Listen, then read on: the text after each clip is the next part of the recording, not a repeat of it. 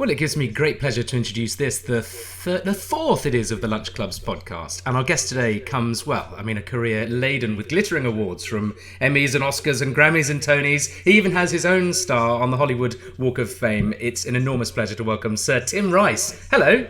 Hello, Olly. How lovely to be with you. How's things? Are you all right? Fine, thank you. I'm in Cornwall, which is a pretty nice place to be. I'm very lucky during countdown lockdown. That's a good start.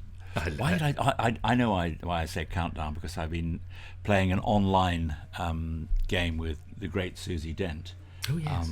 A word game on a site she has, and she's beating me every time. It's so embarrassing. Are you a compulsive game player? Do you love games? Well, I like certain games. I don't really like video games. I mean, I don't dislike them, but I just have no interest in them. But I do enjoy crosswords and countdown type word puzzles and games like that, number games. But I'm not really into, spaceships or conquering the world or doing all that on video. Weren't you the quizmaster once on Countdown? Have I got that right? I wasn't quizmaster, but I've been on it quite a lot. That's how I got to know Susie Dent. Oh, yeah. I was first on it, I would say it could be, when did it start? 1982, I think, when Channel 4 started. It was the first programme on Channel 4. And I was on it pretty early on, so probably well over 30 years ago I was on it. Yeah. But definitely not as chairman. That was Richard Whiteley for many, many years, who was one of the nicest blokes I've ever met. Do you know, I'm so pleased to hear that, because he seems so affable on screen. Oh, he was lovely. I mean, they've had some, Nick, who does it now, is terrific as well. But I became very close to Richard. I thought he was a lovely chap. And Susie is also perfection. And, I try and get up there every so often and sit in dictionary corner. It just means that you sit next to Susie and try to stop your jaw dropping open with amazement when she comes up with extraordinary words. It is fabulous. I've got such envy for people who can keep so much in their mind. I think that's one of the great skills of life, is recall. But your games is actually quite a big part of your constellation of talent, because I've been reading up on your work on Just a Minute, obviously, and Trivia Test Match. But cricket is something we share in common. I love cricket. You adore cricket. Yes, I do. I mean, the thing is, if you're vaguely in the public eye, you often tend to become famous for one thing other than what you do. Like Bill Oddie, who was a goodie, is a bird watcher, or I write words, but people know I like cricket. And taxi drivers, if they recognise me, are more likely to say, "What do you think of the cricket, Tim?" than "What's your latest musical?" So people tend to feel that one's interest or love of cricket is an absolute obsession dominating my life. I mean, it's a very important part of my life, and I find it a very relaxing thing to read about, to write about, and to play, although I don't play very much now. But it's probably no more important in my life than it is to yours. I don't know. But it is important, and I do enjoy it. It's very relaxing. It is relaxing. I think for me, it's always been sort of a meter, a way of measuring time. The over, the six balls, the sort of mystery of the rhythm of the long form of the game, the lulls, the highs, the individual rivalries. It's all of that I think.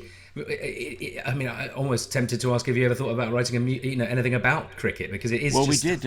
I did some time ago in 1986. I did a little oratorio with Andrew Lloyd Webber when Prince Edward was at the time working in Andrew's company, and he asked Andrew if he could write something for the Queen's birthday, 60th birthday, and Andrew very kindly got me into it, and we wrote a little 20-minute, 25-minute musical, which we just called Cricket. It wasn't a very original title, but I suppose that was a reference to Chess, the show I was doing at the time. Just a one-word title about a sport or a game. But it was quite funny, and it involved it was a made-up story. It involved a cricketer a batsman who was, as he was walking out to the wicket, he noticed his girlfriend going behind the pavilion with an absolute cad, a racing man, which we hope would interest the Queen if there was a racing element to the story. Yeah. Not that I know much about racing.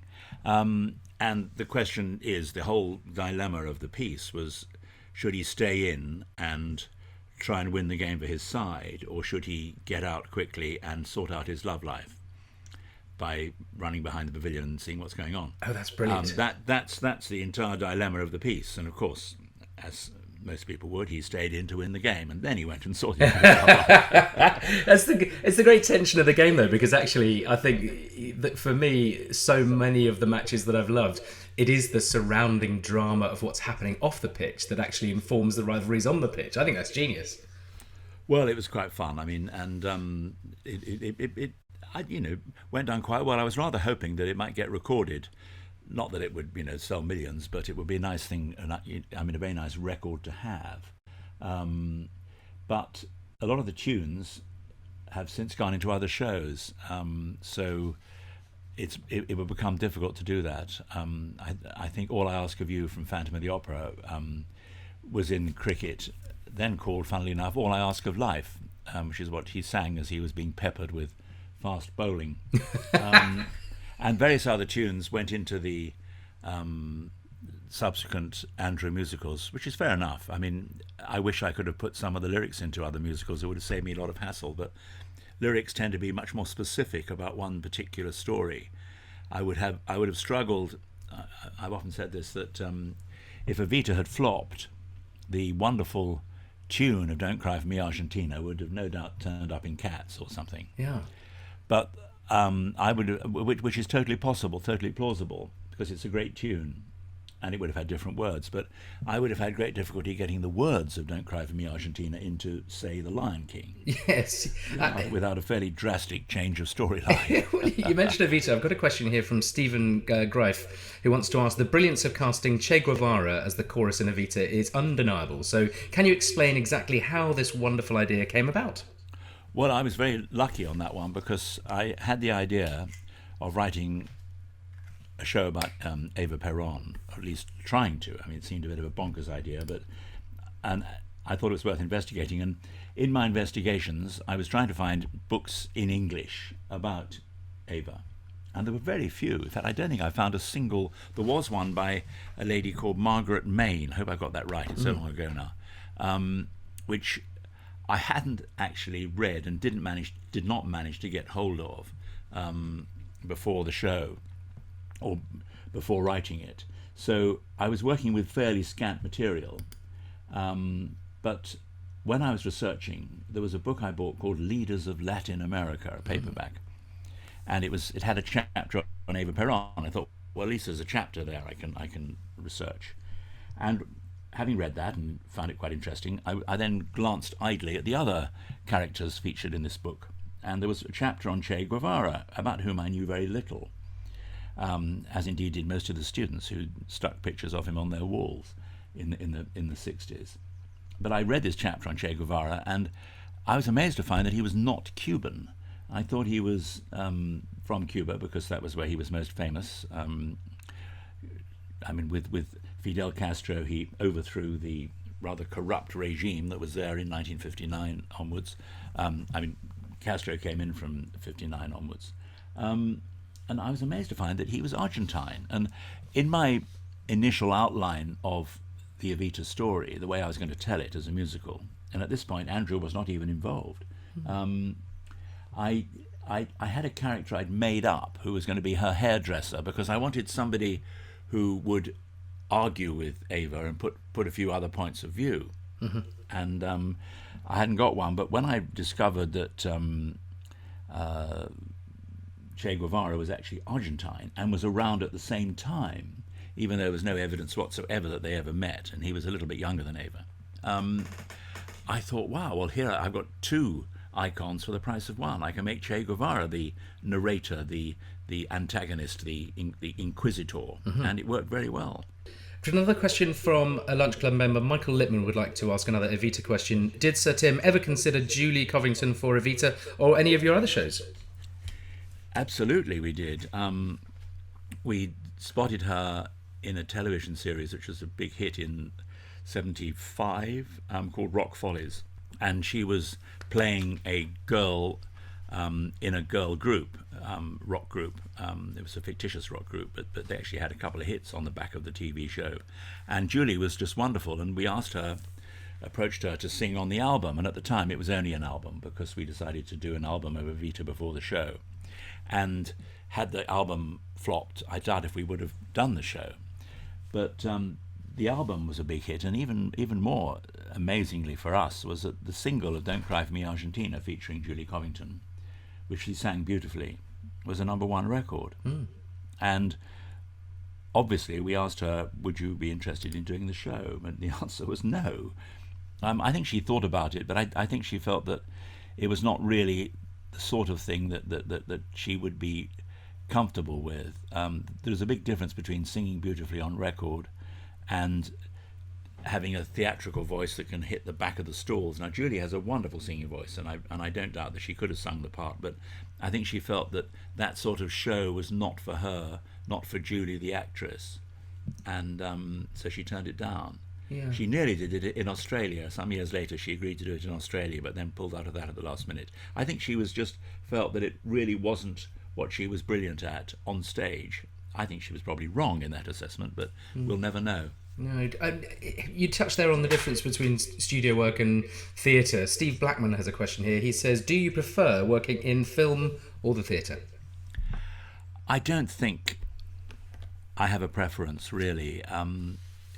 Having written something, usually you know when you're writing something whether it's going to be a film or a theatre. The films that have been made of my stuff, I've hardly had any involvement with whatsoever. I mean, it's you know, they've taken the piece and done it. I mean, that was true of Joseph, Superstar, Evita, and I just sort of turned up on the opening night to see what they'd done. I mean, I'm slightly exaggerating, but the contribution one made to the project was pretty well nil once they got shooting. So, and theatre, obviously, one's much more involved because theatre tends to be the first version of a work, and it's where major alterations might get made to the piece, and you have to be around to check that people don't get it wrong, or check that what you've written is going to work. Now, which I prefer, I don't know. Do I prefer being bone idle and just turning up on the opening night, or do I prefer working quite hard? I think the answer is I prefer being bone idle. But I mean, I do enjoy the process. I mean, if something is really clearly going to work, like the EVITA stage show, I mean, I was very involved with that. I mean, obviously it was Hal Prince's baby, and he did a brilliant job. But it was quite clearly, it sounds a bit arrogant, when we were working on it, there was enormous public interest in it anyway, but the cast that we had was so good, and the staging was so wonderful, and everybody working on EVITA, I think, was at the height of their powers at that point. And it just worked so well. With Superstar, the shows of Superstar, a lot have been very good, and funnily enough, more recently they've been, in my view, better than the early ones. Although the Jim Sharman version in London was really wonderful. Broadway didn't quite work, although it had some good things in it. But by the time we got to EVITA, I think we knew what we were doing, and that probably helped. But you know, when you write a song, you don't really think, is this going to be on stage or film? You usually know that it's going to be on stage or film. And I've not written very much directly for film, apart from Lion King. But that was for animated film. So that was a whole different ball game, and that I did enjoy. I mean, the interesting thing about animating animated musicals on film is that things can change. The plot can be changed, or characters can be wiped out without any. I mean, just like overnight, you know, you go in one morning to a script meeting or a film meeting, and they say, well, the song you wrote for the giraffe is not going to be used because the giraffe has been 86. He's not in the show anymore. Wow. So, and of course, because giraffes don't have agents, nobody complains. It's very easy to build or destroy a character in a cartoon. So there were a lot of songs that got elbowed from The Lion King. Yeah. partly maybe because they weren't good enough, but several songs that were quite good that Elton and I had written had to be changed, mainly in the lyric department, because the storyline was changed so radically. But I enjoyed all that. Yeah, and I think Lion King's a great example, actually, of something that your families have enjoyed, and I love the movie, I love the story, but actually what I really love about it is there are enduring lines in there performed by great actors like Jeremy Irons. I remember when he says that, and seen for the wonder I am, it's haunting, it's horrendous. Yes, I that's always my favourite song, and it's the of the 5 songs in the original movie, they've all become pretty well known and very popular. Whereas "Be Prepared," which is the villain song, which I think, immodestly is quite clever. Yes, like a rally. It's really creepy, it's a bit ominous, yeah. Yeah, and in these times, you watch that back. But Scar has some quite good lines, and I remember he says, quid pro quo at some point. Yeah. One or two people said, "Oh, and the kids won't understand quid pro quo," and I said, "Well, they may not when they hear it the first time, but they'll learn it." Yeah. And I think you should never ever talk down to your audience. And Joseph is full of phrases that I don't think a 7-year-old child would necessarily know. I mean, words like fratricide or beyond the pale, or various expressions. But you learn them. And I remember when I first heard My Fair Lady, which is perhaps my favourite musical of all time, when I was about 11 or 12. I understood nearly all the words as words, but there were aspects of the song I had no idea that, with a little bit of luck, was about a chap wanting to behave as badly as he could at the last minute before getting married. I thought it was just, a sort of general philosophy, with it, everything's fine, everything's going to be okay. And again, songs like A Hymn to Him, or I didn't really get the subtleties, but that's what's so good about a good score like that. When you're first time you hear it when you're 10 or 11, you can enjoy the tunes and you enjoy the words. And then when you're about 18 or something, you think, oh yeah, I know, so hang on, there's a bit more of this than meets the eye. Yeah, and I think having that influence on such a huge globe. I mean, everybody in the world will have been touched by your work, and that must feel extraordinary. Not everybody. And honestly, I think I was thinking about this morning. I just was infuriated. No, it's just that you've done such a breadth of things. And I remember watching OCTOPUSSY in the cinema, an all-time high. I love that song. It's a beautiful song. Jarvis Cocker did a re-record, didn't he, with David Arnold? Did you like that? I did. I was amazed. It was extraordinary because I was in a restaurant in Barnes called Riva, and where I used to go a lot when I used to live in Barnes, and it was very near the Olympic Recording Studio, which is one of the great recording studios of all time, and where we did Superstar and EVITA and one or two other things. And Jarvis Cocker came into the restaurant. I didn't really know him, but I knew who he was, and I think he knew who I was. And he came up to me and he said, "I've just recorded one of your songs." I thought, what? Wow. Is it Pulp, the guy from Pulp has done? And I thought, which one? And he said, All Time High. And I thought, this is unbelievable. And it was part of a James Bond album produced by David Arnold, with people doing different interpretations of the song. And All Time High's had a few covers, often very good, but comparatively, conventional. And it was just nice to find that someone like Jarvis Cocker could get something new out of the song. Absolutely. How did it come about, actually? Did you just get the call and scribble away, or...?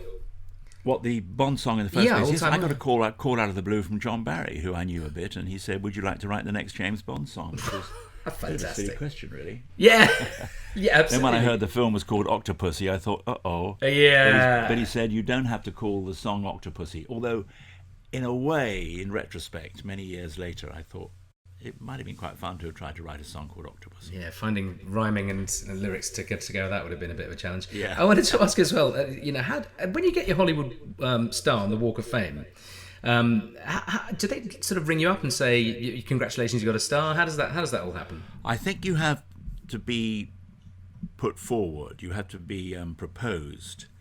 And obviously you can't propose anybody, but very nice fellow I met in Panama, of all places, who was an American lighting designer called Rick Belzer. And he said, I went to Panama to see EVITA in Panama, which is fantastic. And he said, you ought to have a star on the Hollywood Walk of Fame. And I said, well, it's very kind of you to say so, but I haven't got one. He said, well, I'll put you up. And I kind of forgot about it. And then I got this note about 6 months later saying, Mr. Belzer has suggested, and we think it's a good idea, please send $25,000 to...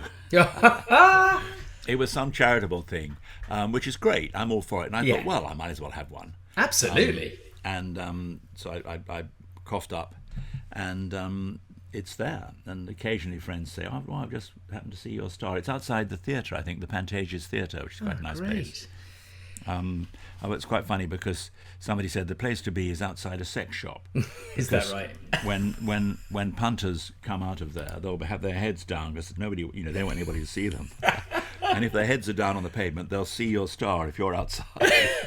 Whereas most of the time they just walk on the street and don't really notice who they're walking over. Oh, well, next time I'm in town, I shall hunt out your star and give it a polish. Diane Bragg has a question here. You mentioned the theatre. Diane would like to know, she says, recently Cameron Mackintosh has said all his shows will remain closed until 2021. Andrew Lloyd Webber says he is experimenting at the London Palladium to see how theatre might resume. And the government has suggested that musicals can resume, provided there's no singing. That's interesting. Are you feeling optimistic about the West End and arts in general, is Diane's question. Well, luckily I'm not a producer, so all that happens is my earnings go to zilch, but I don't have to fork out these frightening costs of keeping theatres going, in the sense of making sure that the electricity and gas is still on and they don't fall apart as physical buildings. But I mean, obviously it's ludicrous to have a musical without singing. Yeah. And I'm sure that must be a slightly misquoted thing because it's so moronic. Yeah, it doesn't sound... I'm quite optimistic. I feel that the public, whatever happens, I mean, who knows what's going to happen? I would hesitate. Well, I wouldn't hesitate. I would refuse to predict what's going to happen. But my hunch is that just as the public have shown scant regard for the lockdown rules on many occasions, both political and sitting on the beach, and they've got away with it, I think that, and I don't think the evidence is there that this has made things any worse. And I think whatever the rules are, however daft and locked down the rules are for theatre, say it's, well, you can go to the theatre but only if you're five feet away from the nearest punter or whatever, or you can take the risk. I think the public, particularly the younger element of the public, will just say, sod this for a game of soldiers, I'm going to go to the theatre. And I think they'll be a bit nervous the first 2 or 3 months when the theatres reopen, but after a while they'll say, we've got to have a life. We can't just not go to the theatre. And I think it will get back to normal, but I don't know when. But I would think there's no reason why people couldn't go back to the theatre well before the end of this year, let alone next year. Are you writing anything at the moment? I am doing a few things. What have I been doing? I can never remember what I'm doing. Well, we're working on a revamp of Aida, show I did with Elton, which has not yet come to England or Britain. I've been working on new material on a show which ran in London a few years ago called From Here to Eternity, which we've done a couple of times in America, and we're talking about doing a UK tour of that. And I'm doing a few things. I'm doing a podcast every week at the moment to keep me off the streets, and I'm quite enjoying doing that. So that I write once a week. I'm working on a book, and I'm doing a few other things here and there. But I don't have a mega show in the works. I think the world's had enough of my mega shows. Right? Oh, I don't think that's true at all. I think the thing about your career, though, I mean, the shows are iconic and incredible, but you've just touched so many different areas. I mean, I was reading up on your work with starting Pavilion books with Michael Parkinson and Colin Webb. I just think it sounds like an entire life's work for somebody, but for you just seem to be able to turn your hand to quite a wide range of diverse activities. Well, I've always been very interested in books and publishing, and I think if I hadn't been lucky enough to almost accidentally wind up in musical theatre, I might well have gone into the publishing business, or the record business, I'm not sure. And I still find the publishing business and books wonderful, wonderfully fascinating. But Pavilion Books, yeah, it was great fun. I mean, Parky and I, played a role. We certainly we turned up at things and we enjoyed getting involved. In the end, the company didn't do quite as well as we'd hoped. I think we probably made a mistake not getting into fiction because, if we'd found a Harry Potter type thing, that might have kept everything else going. But we had some fun, and we had a few successes. One or two books on the best-selling list. So I enjoyed that. Yeah, and I mean, the other iconic moment in certainly British history was the famous Muggeridge Life of Brian moment, which you were anchoring. I mean, you were literally in the hottest seat. Yes. What was going through your mind? How did that feel? You must have just been melting, thinking, "Oh, help! What's happening?" Well, actually, it was easy because they were just going at each other hammer and tongs. I didn't have to do anything. And I didn't imagine it would be anything special. In fact, it wasn't even the whole show. The first half of the show, I interviewed Paul Jones, the great singer and actor and blues specialist, and Norris McWhirter, the man who came up with his brother on Guinness Book of Records. Record Breakers, yeah. Yeah. And that was the first half of the show, which went fine. I mean, I was briefly having a go at being a chat show host. I don't think I was terrible, but I don't think I was brilliant like Parky. The second half, they said, we got Michael Palin and John Cleese and the Bishop of Southwark and Malcolm Muggeridge to talk about the life of Brian. I thought, oh, great. Well, what a lineup, yeah. Yeah, it's quite nice. And the fact that I did Superstar, and there was a lot of protesting about Superstar back in 10 years before. And anyway, they were... It was fascinating because Michael and John got straight into, a major argument with Malcolm Muggeridge and the Bishop. And I think they won it, frankly. And I kept feeling I really ought to interrupt somehow and just, remind the audience that I'm here and that I'm meant to be running this show. But I didn't really need to. And my contribution in the end was pretty feeble. I would have quite liked to have said something about, well, this is exactly all the fuss we had about Superstar 10 years ago, because it was. Yeah. And by then, the fuss, which was mainly in America, had passed, and Superstar had been, whether you like it or not, it had been accepted as a fairly, just an interesting piece, and yet another work that tackled the Jesus story. And it was not clearly blasphemous or anything like that. And I don't think Life of Brian was remotely blasphemous. It was an attack on his followers, if anything, Jesus' followers, who were keen to worship anything, be it a sandal or a bush or whatever. So I could have made a contribution by bringing Superstar into it, but I thought, A, it was very hard to get a word in edgeways, and B, it probably wasn't what anybody wanted to talk about, except me. Well, but had it been a longer program, had we had a whole hour, I think it would have been interesting to have said, well, actually, in 10 years' time, this will be seen as something just as a great film, and just as Superstar has passed on, not in the sense of snuffing it, but Superstar has just moved on to become a good musical that is often revived, and indeed is now revived as much as ever. Yeah. And getting back to something I said earlier, the version of Superstar in Regent's Park the last couple of years was absolutely outstanding. It worked so well there, and I thought, gosh, that is the best Superstar I've seen since Jim Sharman. I think it was really great. That's inspiring to think, isn't it, that the work is out there and being reinterpreted and worked and alive. 50 years. Yeah, it's amazing. Sir Tim Rice, thank you so much for speaking to the Lunch Club podcast today. I'll wrap up with final question from Laurie Reed. Laurie would like to know if you remember your top cricket score. Yes, 55. 55? Bill Heath's Gents in 1992, I think. Absolutely magnificent. It was only time I got 50. I think the other side were quite generous to me, and then when I got to 40 something, they kind of helped me over the line. But bowling, I had 2 hat tricks, and I once got 7 for 27, which I thought was quite good. That's immense. When was that? That was down in Cornwall, here in Mullion. Oh, great. Playing against Mullion. I don't quite know how I did it. I think most of them were caught on the boundary. I'm the kind of chap, I don't know, I mean, if you know about cricket, which you do, I'm the kind of chap whose bowling analysis is usually something like 2 overs, no maidens, 41 runs, 3 wickets. Well, look, there's drama. If you ever needed it, right there. That's just, Right. chiaroscuro writ large.